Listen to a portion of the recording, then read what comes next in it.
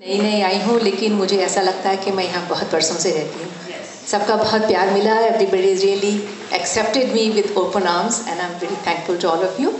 और आप सबका बहुत बहुत स्वागत और स्नेह। और सत्यन, क्या नाम उनका? सत्यन, सैम। मैं कंफ्यूज हो जाती हूँ कि उनको सत्यन बोलूँ, सत्यन जी बोलूँ या सैम बोलूँ, डॉक्टर बंसल बोलूँ। But you know, congratulations to both of you. आप सबका बहुत बहुत धन्यवाद, आप सब आज यहाँ आए। तो महफिल शुरू करते हैं। मैं सबसे पहले दावत देती हूँ जयंत लासानी साहब को, और उनके बारे में ये कहूँगी कि ज़्यादातर मुझे सत्यन ने बताया है कि उन लोगों के बारे में क्या कहना है, क्योंकि कई लोगों को मैं पर्सनली नहीं जानती हूँ, तो ये ज़्यादातर उनके ही शब्द हैं, तो उनके बारे में मैं कहती हूँ। जयंत हम कांटों के बीच एक फूल हैं, कविता की तरह लिखा है उन्होंने। ये हिंदी, गुजराती और उर्दू के निहायत ही उम्दा शायर हैं। इनकी कविताएं की कई किताबें भी छपी हैं। It's your stage now. Okay, thank you.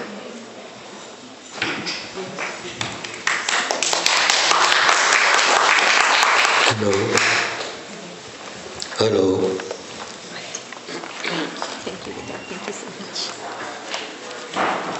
शायद मैं आखिरी महफिल तक यहाँ बैठ सकता, लेकिन मैंने ज़बरदस्ती मार तोड़ के अपना नाम पहले बुलवा लिया है।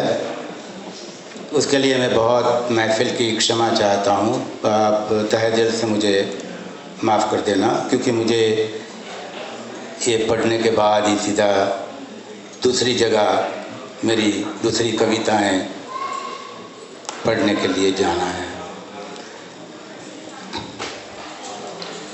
इस किताब को मैंने कई बार पढ़ा।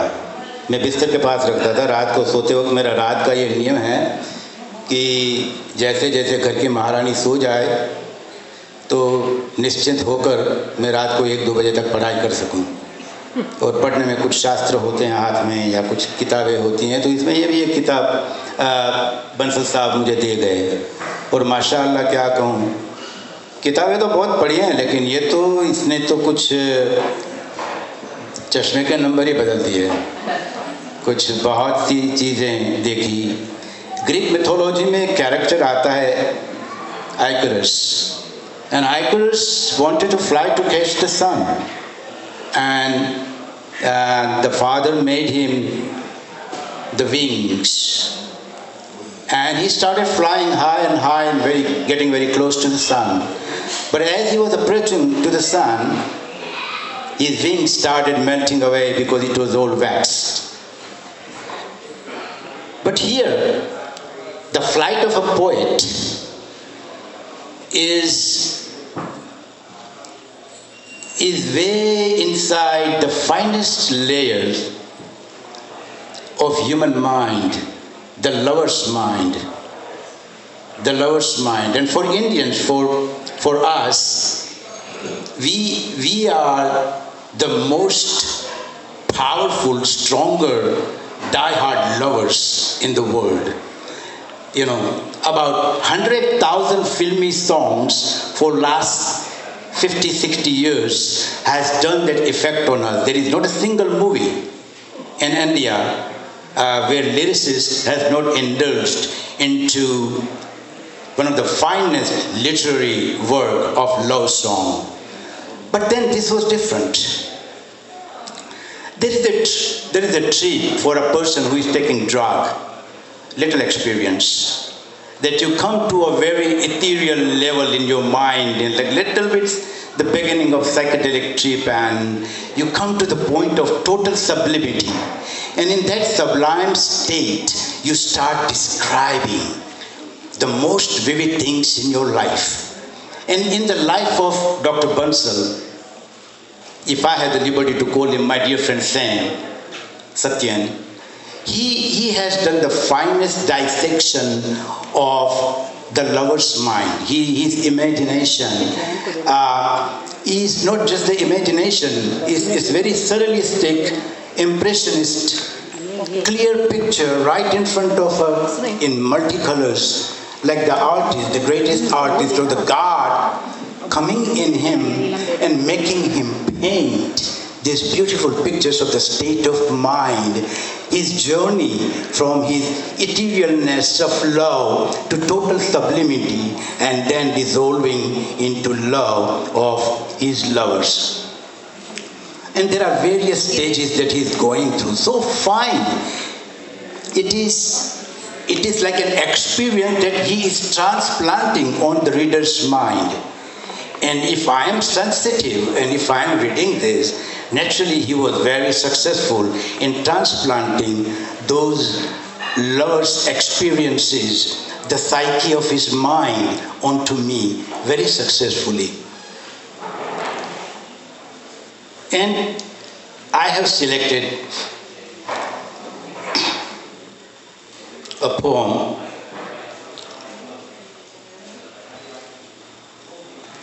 मुझे तुमसे कितना प्यार है. Are we talking about quantitative analysis in the chemistry lab? मुझे तुमसे कितना प्यार है. We are not weighing it. Here, there is no sky to measure the vastness of his love. There is no depth of the ocean to fill his love. There are no enough stars in the skies to count the way that he expresses his love. But still, there is a very good quantitative question that he is asking. मुझे तुमसे कितना प्यार है. मुझे तुमसे कितना प्यार है. जब दिल में दर्द होता है तो कविता हो ही जाती है. He seeks the answer through the poem. He feels pain, the twang, sitar, lonely sitar, old strings, and there is Tanhai sitting on that sitar, and then there is twang, twang, tong, and all this sur creates pain in his heart. He says, कितना प्यार है. मुझे तुमसे कितना प्यार है. जब दिल में दर्द होता है तो कविता हो ही जाती है. जब कविता होती है तो दिल में दर्द होता है. दिल में दर्द होता है. जब धरती में आग होती है तो ज्वालामुखी का विस्फोट हो ही जाता है. कविता हो ही जाती है. जब दिल में दर्द होता है तो कविता हो ही जाती है. मेरा दिल का दर्द तुमने दिया, पर मैं कुछ कह नहीं सका. Are we creating a helpless situation of a lover? Often we don't complain. We sulk and we brood and we sit in one corner and say, my God, she betrayed me. Where is she? I'm trying to find her. But she is in his heart. And what he says, that comes in form of the pain. And he says, मेरे दिल का दर्द तुमने दिया, पर मैं कुछ कह न सका. क्योंकि कैसे कहूं? हाँ, lover is always helpless. From the time of Laila Majnu, Heer Ranja, from Nal Damayanti, from Sati Savitri, from you name it, Ram is wandering here, Sita is somewhere else, and lover is always helpless. So he says, मैं कैसे कहूँ? मैं कैसे कहूँ कि मुझे तुमसे प्यार है. Now the conviction comes, मुझे तुमसे प्यार है. इतना प्यार कि हर धड़कन में तुम हो, हर सोच में तुम हो, हर पल में तुम हो, मेरे चारों ओर तुम हो. तुम दूर हो पर तुम्हारी याद मुझे हर तरफ से घिरे हैं. मुझे तुमसे इतना प्यार है. मुझे तुमसे इतना प्यार है. मुझे तुमसे कितना प्यार है. And this is the state of a mind that he is trying to convince, to portray, to project. मुझे इतना प्यार है. Please accept me. The second poem that I have selected with his kind permission, and he has been very generous for that.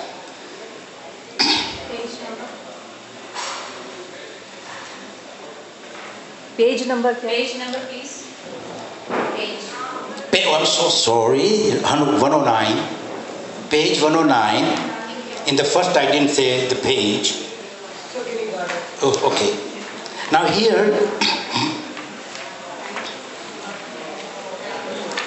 मैं जीवन भर साज बजाता जाऊं. Are we imagining some happiness here? It's a palpable thing, little tangible. Here the tangible expression of his love. He expresses, मैं जीवन भर साज बजाता जाऊं, गीत है गाता जाऊं. He's talking about the songs of love in his heart, and he said, I'm going to keep playing the harp of my heart. The साज बजाता जाऊं, गीत है गाता जाऊं, मैं जीवन भर साज बजाता जाऊं. कभी रोकर कभी हंसकर, कभी हंसकर कभी रोकर, कभी वायु के संग उड़कर. The flight of a lover is always unreachable. The flight of a lover, as I said, the Icarus just flew up in the sky, high up in the sky to catch the sun. He did not think, can I catch the sun? No, they don't think. Lovers don't think. They always jump into all unknown situation. They love it. It is not a sadomasochistic relationship. They don't like to be tortured, but they just jump into unknown situation of love. You know, तो रस में संगसारी होती है हर मजनू के साथ. रस में संगसारी होती है हर मजनू के साथ. बताइए किस प्रेमी को पत्थर नहीं लगा सकते? वो घर में बैठ कर भी लोग आके पत्थर मार जाते हैं. साले शर्म नहीं आती लड़कियों के साथ घूमता है, वो पत्थर खा लेते बेचारा. क्यों?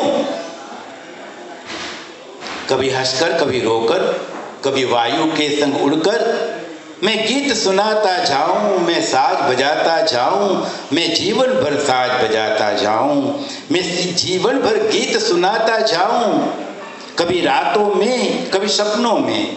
Now, are the synonym? कभी रातों में कभी सपनों में? No, he is way out deep. My God, this man is way out deep.